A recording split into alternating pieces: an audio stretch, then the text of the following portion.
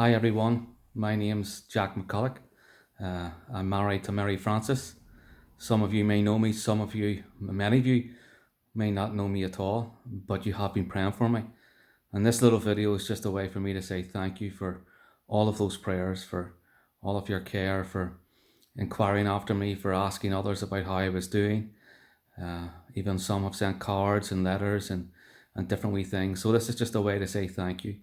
I took ill on the 13th of March, uh, came down with coronavirus, COVID-19. I was at home for 10 days, very, very ill, unable really to move or do anything or eat. And then on the 22nd of March, Sunday, um, my breathing changed and my wife noticed that. Mary Frances phoned the doctor and the doctor says, get him to hospital. So Mary Frances rushed me out the door. When I say rushed, I mean she rushed me right out the door into the car and took me to Craigavon Area Hospital, where I was admitted.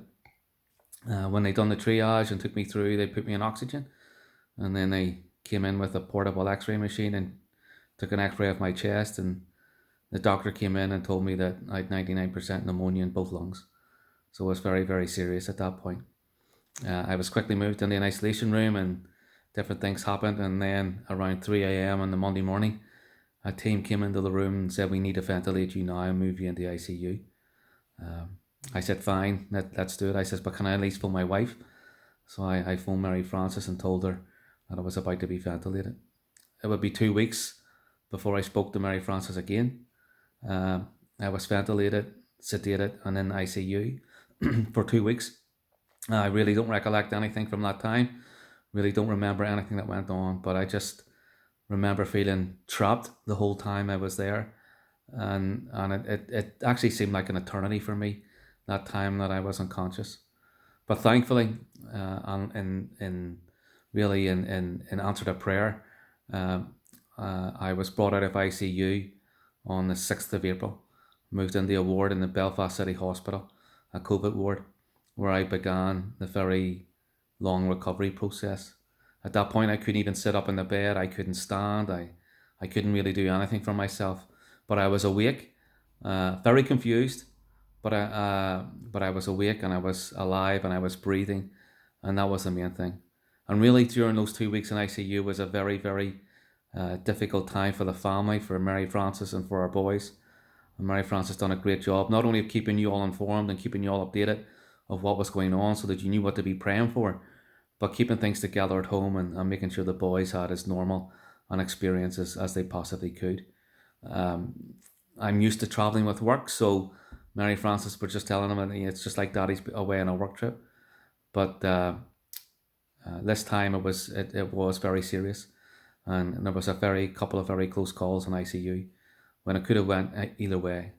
And I really believe with all of my heart that the only reason why I'm here at home now with my family making this video after making a recovery from COVID-19 is because of the prayers that you offered on my behalf, and God faithfully answering those prayers and showing his amazing grace to us as a family, and showing not only to us as a family but to all of his people around this province and even further afield, that he still answers prayer, that there's always hope, that it doesn't matter how difficult the circumstances, it doesn't matter how dangerous the virus is, it doesn't matter how deadly it could be. Ultimately, God is in control. He is over all, and he's the one who says what happens. He's the one who dictates the future. No one else. No virus, no person, no army. Doesn't matter who they are. It's God who dictates the future. And he obviously had a plan for my life, and his plan that COVID-19 wasn't going to take me, but that I should come home. And I just want to thank you all for your faithful prayers. I want to thank you all for all of the care and the concern that you've shown. Thank you all for those who've been reaching out and asking and seeing how I'm doing. Really, I'm totally and utterly overwhelmed by the number of people and the messages that I've received and Mary Frances has received from far and wide. It's a very humbling experience, very humbling indeed. You know, whenever you're at a point in your life where really you are utterly and totally dependent upon God and God alone, and it's only down to him answering prayer that makes a difference. You know, that's a humbling experience, but it's also an uplifting experience because it gives you great cause to rejoice. It gives you great cause to give thanks. And as a wee family, it's given us a lot of encouragement and hope for the future. knowing that our God is able not only to hear our prayers, not only to answer our prayers, but to do exceedingly, abundantly, above all that we could ever ask or think. So thank you all. God bless you all. And I pray God's richest blessing on you. Thank you.